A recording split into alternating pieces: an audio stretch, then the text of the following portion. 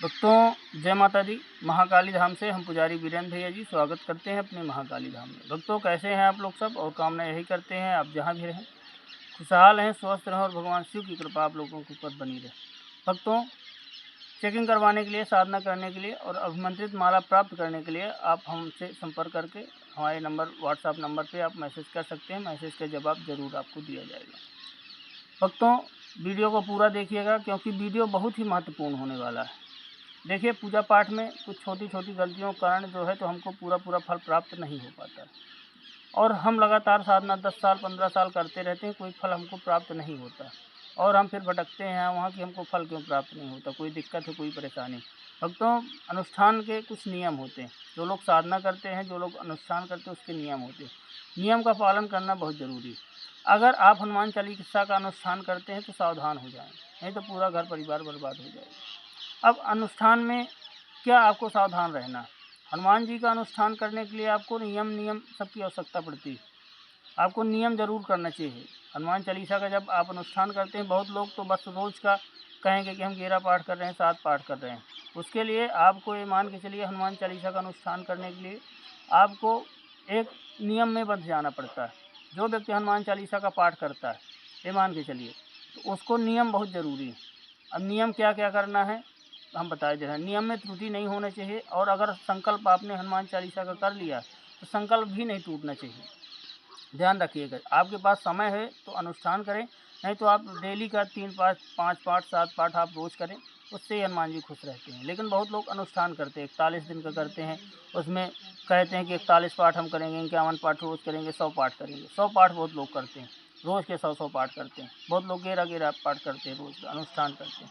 उसमें नियम क्या क्या होना चाहिए आप जान लीजिए। नियम अगर आपका टूटा तो आपको परेशानी हो सकती है। सबसे पहला नियम है, हनुमान चालीसा में ब्रह्मचर्य व्रत का पालन आपको जरूर करना चाहिए अनुष्ठान के दौरान। रोज़ अगर आप पूजा पाठ करते हैं, रोज़ पाठ करते हैं, उसकी कोई बात नहीं, लेकिन अनुष्ठान साधना जो है अलग चीज़ है। अनुष्ठान में आप संकल्प में बंध जाते हैं।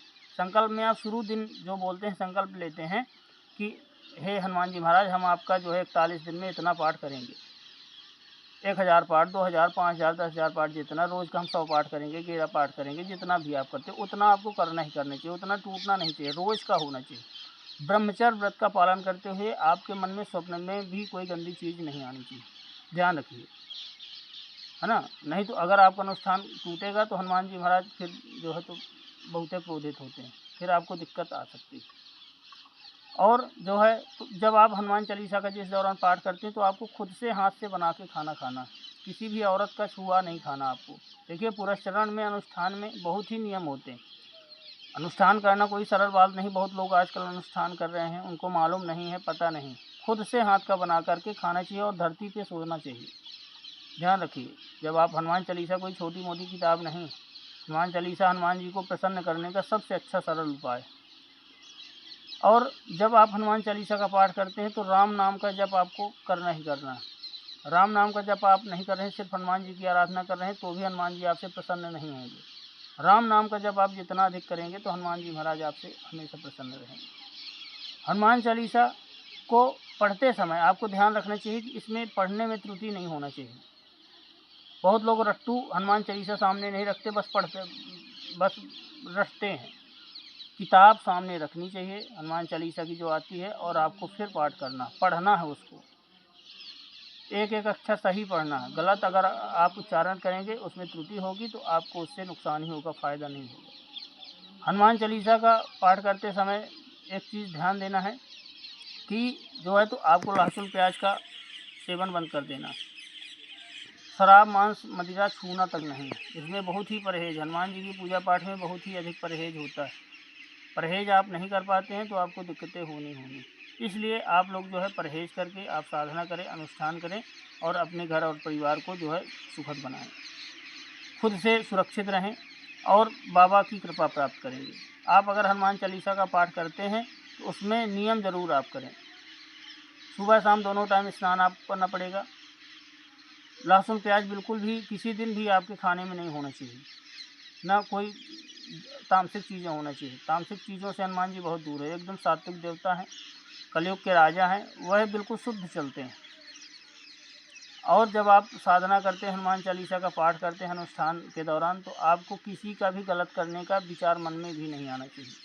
और स्त्री से दूर रह के ही हनुमान चालीसा का आप पाठ करें तो अच्छा है। स्त्री के नज़दीक नहीं होना चाहिए, क्योंकि हनुमान जी महाराज जो है बाल ब्रह्मचारी है, वो ब्रह्मचर्य का जीवन जीते हैं। और जो उनका भक्त है, हाँ, रोज़ की पूजा पाठ अलग बात है। रोज़ की पूजा पाठ में आप कुछ भी करते रहिए, कोई दोष नहीं।